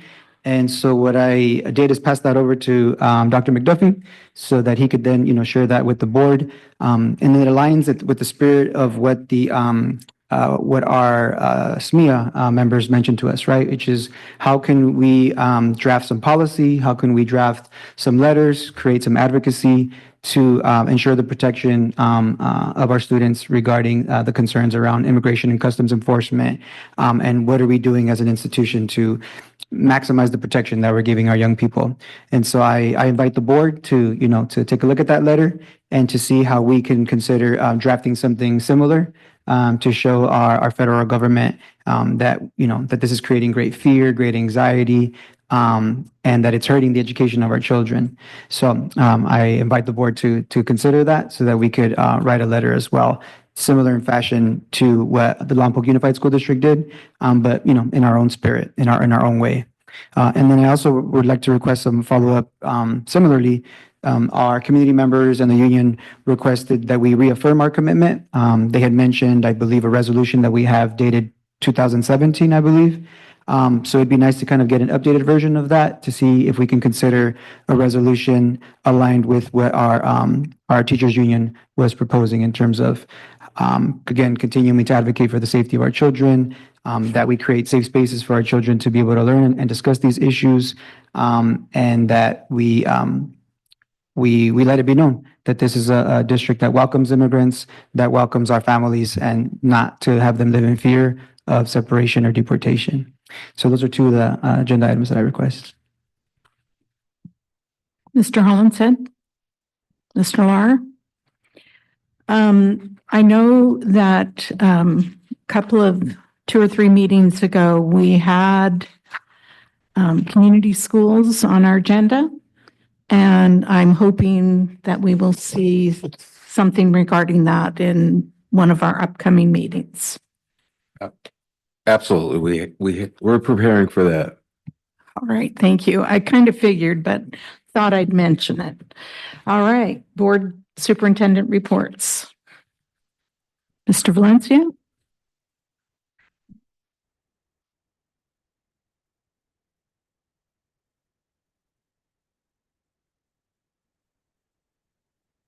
Go ahead. Good. Sure. Dr. McDuffie, you want to clarify anything? No, One of the things that I received was a press release that was created by our students, students that now attend our local high schools that are now that were a part of our junior high schools and our elementary schools. Many of our students participated in the walkouts, and so what they did is they created a press release to educate the public and the media regarding what they did. So I'd like to take a moment to share with you that press release that our students created, coupled with their adult allies, because I think it does a really good job of highlighting the spirit of what these walkouts represent for our students and the impact that it's creating for our community. I don't think it's a coincidence that our young people modeled, right, what civil discourse looks like, what protest looks like, what healthy engagement with the political process looks like. And then we also have now our teachers union. I think the adults are actually in many ways being inspired by, what they're seeing, and by encouraging us to keep this at the forefront of what we're doing, because we know it's impacting our young people. So I'll take a couple of moments to read the parts of the press release for you, because I think it's really outstanding. And so let me go ahead and get started with that. Part of the title reads, Students Showcase Civic Engagement Through Organized Walkout. Students from Santa Maria High School, Pioneer Valley High School, and Rigetti High School took civic education beyond the classroom on February 18, 2025, by organizing a peaceful walkout. Their efforts demonstrated a deep understanding of civic responsibility and community engagement.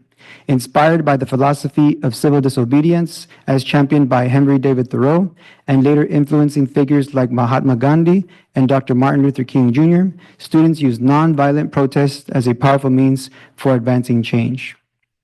The walkout was carefully planned and executed by student leaders who had prior meetings with Superintendent Garcia and the Santa Maria Police Department, ensuring a well-organized and peaceful demonstration.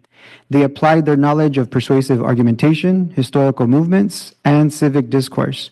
Their goal was to bring attention to key issues affecting their community while practicing the rights they studied in class. The walkout was strategically timed to coincide with the Santa Maria City Council meeting, where students presented their concerns directly to local leadership. Their participation ensured that their voices were heard by policymakers, reinforcing the real-world impact of their education. Among the participants were students who took on leadership roles to ensure the walkout remained peaceful and impactful. Quote, "The experience today was one full of motivation. Having firsthand experience with the effects of immigration, it felt inspiring to see those around me care deeply about the issues that plague our community. Although our goal was not met, our voices were heard, and the fight is not yet over. We want to see change. We must incite that change," said Nubia Mandora Raigosa, a 12th grader at Santa Maria High School, who I believe was one of our former Bonita students. Another quote, "I'm Jesus Herrera Romero, and I walked 5 miles, 2 hours and 40 minutes from Rigetti High School to City Hall. Every step I took was on behalf of my family, especially for my hardworking grandparents who don't have the same opportunity as I do to speak up for our immigrant community. With my public comment at City Hall in front of some city council members and the mayor, I hope to gain their support in our pursuit of a safer future and to advocate alongside our youth for a peaceful community under a new, non-threatening national government." Quote, "My name is Caleb Pineda, and I'm from Pioneer Valley High School. I did this for the people who cannot speak up or are afraid to do so. I did this to honor the sacrifices of those that came before us, our parents and our families. This is my way of appreciating all they have done and continue to do for us." Quote, "My name is Destiny Jimenez, and I go to Pioneer Valley High School. This year has been one of the hardest. For years, I have seen my people fighting oppression and remaining silent out of fear. That is why I am here, speaking on behalf of my Native people and my Mexican people who have been affected. What I truly want is for all of my people to live safe at school, at work, and in their communities. Quote, Mi nombre es Cesar Vasquez, and I organized the walkout. I know our demand was a 2-mile radius of protection around schools, churches, parks, and hospitals, but the bigger reason behind the walkout was to bring the community together. Right now, our students deserve to be protected, they deserve to be educated, and they deserve the right to unite, organize, and fight for a better future. Now is the time to fight for hope. Now is the time to fight to defend each other. Cesar Vasquez, a Santa Maria resident and student at New Tech High School in Nipomo, California, played a crucial role in organizing and supporting student leaders across the district. Though he is set to graduate early, Cesar dedicated time to training and guiding his peers, ensuring they had the tools and confidence to advocate effectively. His leadership in mobilizing students and preparing them for their city council presentations helped strengthen the impact of the movement. Real-world application of classroom learning. The walkout was a hands-on demonstration of the skills students have been developing through their coursework. By analyzing historical movements, engaging in public speaking, and constructing persuasive arguments, they reinforce their academic learning in a real-world setting. Educators at Santa Maria Joint Union High School District recognize the significance of this event as a transformative learning experience that extends beyond textbooks and exams. Quote, this is what true education looks like, equipping students with critical thinking skills, rhetorical awareness, and civic literacy so that they can engage meaningfully in our community, said Julieta Delgadillo, English teacher at Santa Maria High School. Quote, we witnessed a generation of young people who are not only informed and passionate, but also capable of using their voices to advocate for positive change. As an English teacher, I see the power of language arts and storytelling in shaping history, and today our students became part of that history. Connecting civic engagement to the arts. So they go on to mention how students are going to be attending the play by PCPA called Sanctuary City. My hope is that our educators and our staff are aware of this play because it's going to also deal with this topic of immigration. So I wanted to share that press release with you all because I think it powerfully encapsulates what our students are doing and how they are empowering the adults around them. I also wanted to share with you all that our girls varsity soccer team from Santa Maria High School, many of whom attended our schools in elementary and middle school, are the CIF champions. They recently beat Kerman High School 1-0 to a packed stadium full of supporters. I think I want to commend our young ladies because I know that the coaches and the students have dedicated years. Some of that practice might have even come within their own elementary and middle school experience to get to this point. So these are young people that are modeling, right, what leadership looks like, and are a major source of pride for our community, despite all the challenges that we are currently facing here in our community with immigration raids or the threat of immigration raids. So I wanted to commend our young people for that. And I wanted to conclude by acknowledging our collaboration with the NAACP for Black History Month. I had the pleasure of attending the event. I got a chance to see Dr. McDuffie very briefly, but not got a chance to say hello. And another great opportunity of building those bridges across different backgrounds. I had the pleasure of also hearing Salud Carbajal, as well as Monique Limon, some of our local elected leaders that represent us at the state level and in Washington, D.C. And they're reaffirming their commitment to keeping our families safe, to keeping our students safe. And so I appreciated their spirit connecting the civil rights struggles of African Americans to the civil rights struggles and the struggles of Americans today that live with us as well. So I want to commend our district for that partnership. I saw our staff tabling, handing out books on Black history and culture. And so it was a really joyous event to celebrate with our community. So thank you to all those involved. And that concludes my board comments. Sen? I think we all received a review of the ARENDA data and study and how that was going to be presented to staff.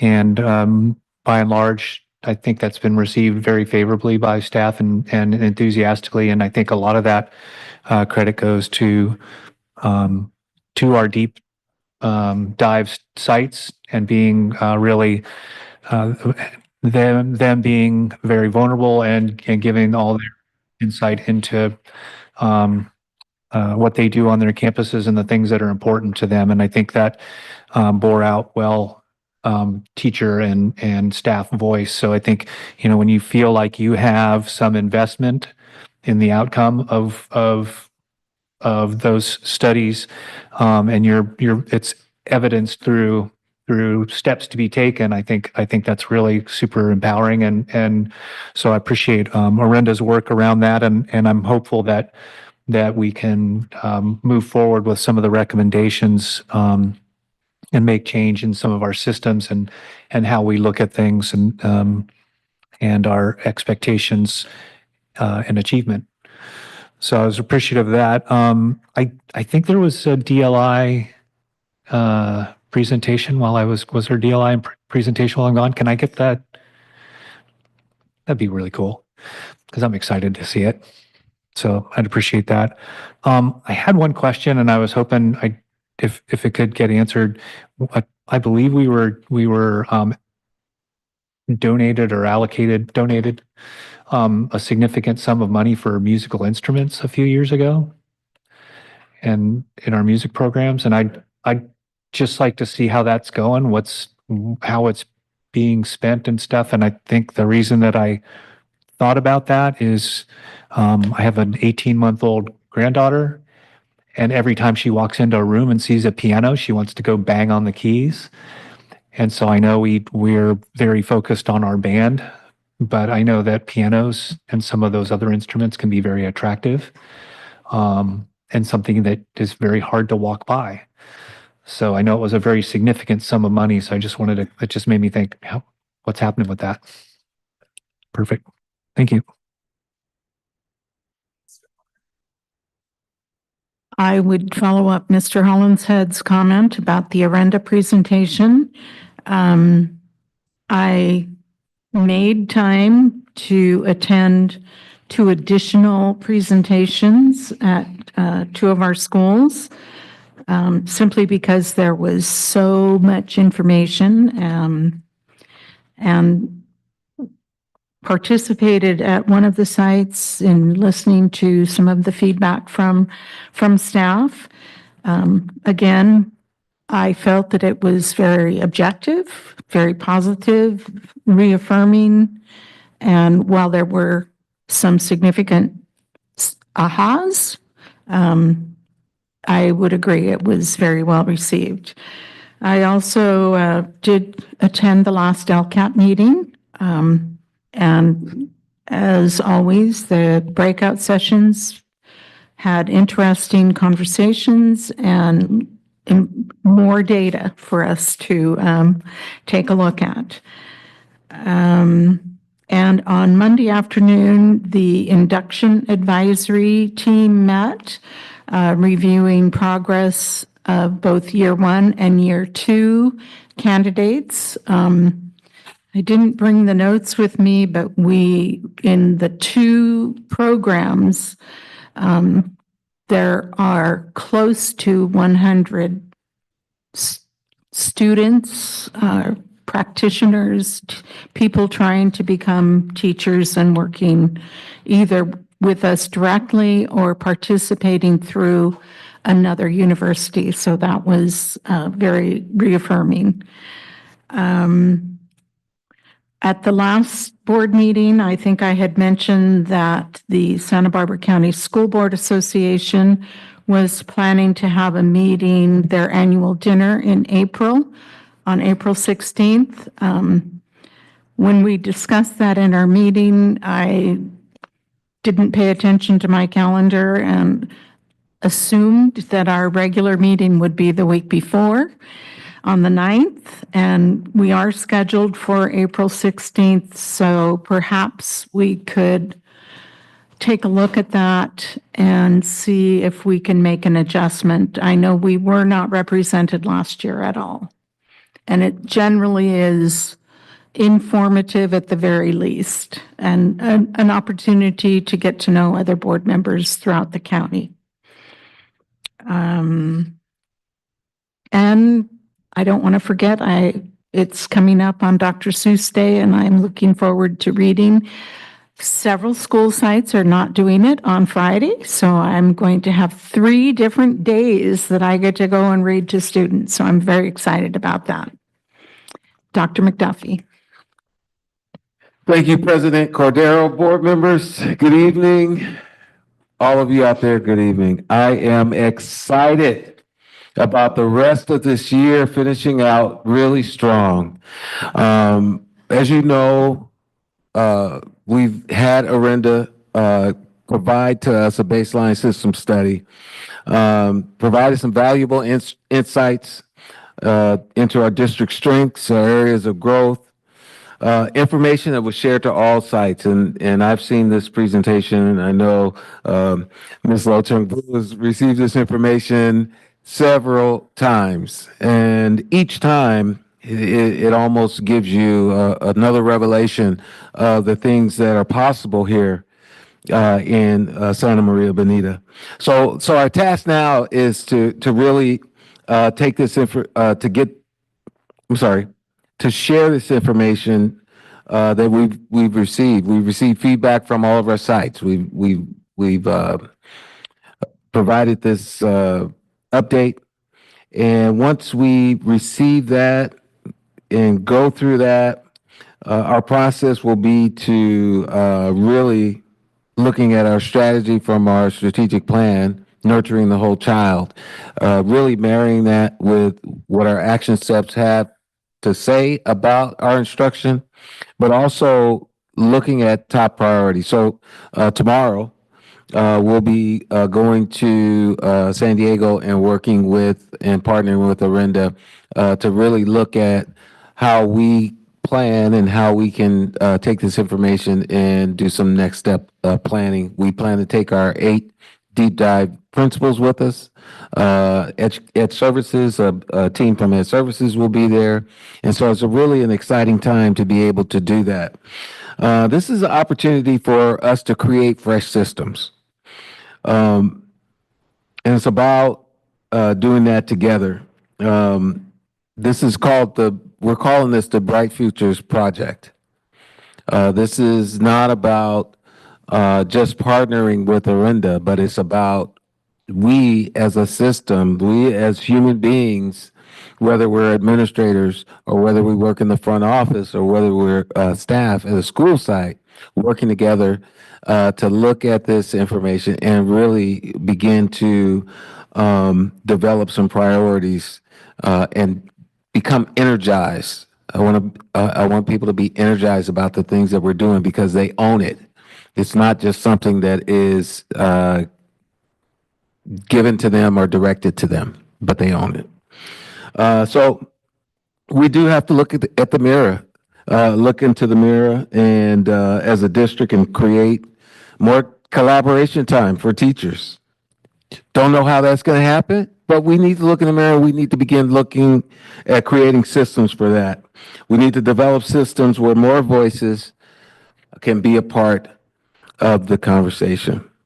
As superintendent, Santa Maria Bonita School District, we just heard SMEA tonight, and I just want to reaffirm our commitment to maintaining a safe and welcoming spaces for all of our students, families, and staff. We've done that from the very beginning, and we know that there's anxiety, not just with our families within our community, but across this nation, in my family, and others. And so I'm very happy to hear and really listening to SMEA and their commitment. I'm happy to hear that they share in that dedication, in that commitment for our families. I'm proud of being here in this community. This Santa Maria is a very special place, and I said that last year, and I'm saying it again. People here are special. and we are going to take care of our students and our families. So with that, finally,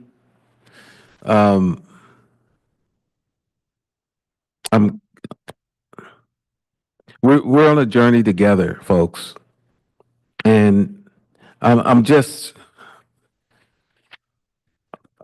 lost one of my papers here. Here we go. So this is the last thing I'll say. I had the pleasure to be in the Black History Month celebration in Lompoc in February 16th, and this past Sunday or Saturday, February 22nd at Hancock. Our family engagement folks were there at a booth, passed out books that reflected the faces and culture of African American people. Also, Salute Carvajal, Senator Monique Lamone, as well as representatives from Greg Hart's office addressed attendees. And I spoke as well. And I also spoke to student leaders. And a lot of you already know that I talk about this drum major instinct sermon that Dr. King did so long ago. And he talks about the need that we all have to be out front and to be first and to be recognized. But he also talks about the misuse of this instinct through negative behavior or our actions that we take against others. But he doesn't dismiss this instinct, but he talks about how we should use it. He discussed the idea of greatness, how we all can be great because we all can serve. And giving that speech and talking about greatness, we all should strive to be great each and every day. What does greatness truly mean and how do we achieve it? We need to be talking about that and thinking about that. And so I'm just proud to be here together with everyone here and on this destination as we work together to achieve our mission. And we need everyone working together to do that. And those three elements of our mission is to discover or to flourish by discovering our passion and purpose, to discover, exercise our self-determination, and to develop the skills to reach our maximum potential. And so I think we can do that together. And again, I want to thank you for tonight. That's all I have. Thank you, Dr. McDuffie. Is there a motion to adjourn to closed session? So moved. Second. It has been moved by Mr. Hollinshead, seconded by Mr. Laura to adjourn to closed session. All those in favor? Aye. Aye. Opposed? Motion carries. Good night. Unless you want